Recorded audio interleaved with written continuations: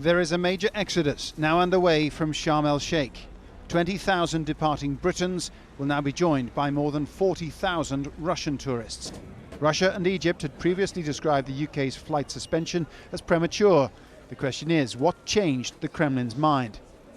The British said their decision was based on intelligence, which made it more likely than not that a bomb was responsible.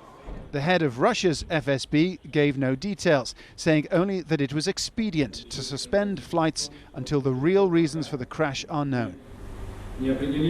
Until we determine the actual causes of what happened, I believe it is reasonable to suspend flights of Russian aviation to Egypt.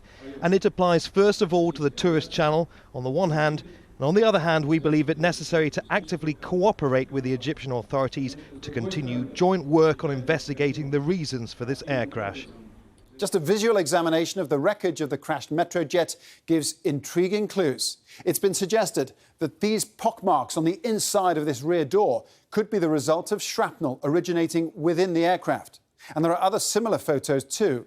On this one, the metal hull appears to have peeled outwards, again, perhaps indicating that the force came from inside the plane.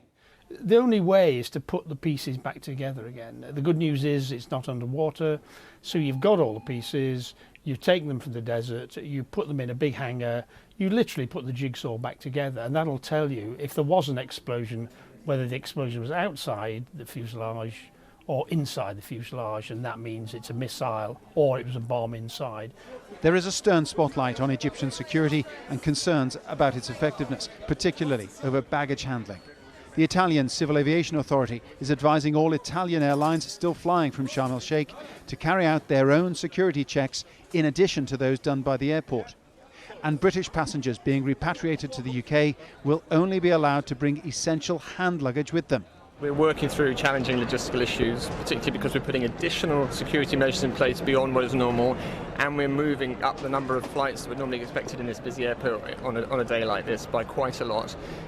So our aspiration is to get as many people home as soon as possible. But that is a significant challenge. The UK airlines, Monarch and EasyJet, had hoped to operate 15 repatriation flights out of Sharm el-Sheikh on Friday. In reality, just 5 of their planes departed and just 8 aircraft from Sharm el-Sheikh in total. Egypt said it simply couldn't cope with any more than that.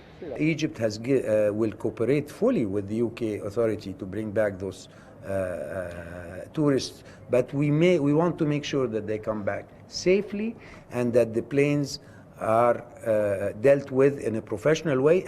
The search of the Sinai Desert is continuing. Scattered on the ground, the debris of lives cut tragically short.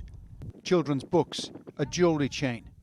What hasn't yet been found is definitive blame for the crash, but the range of possible options is narrowing.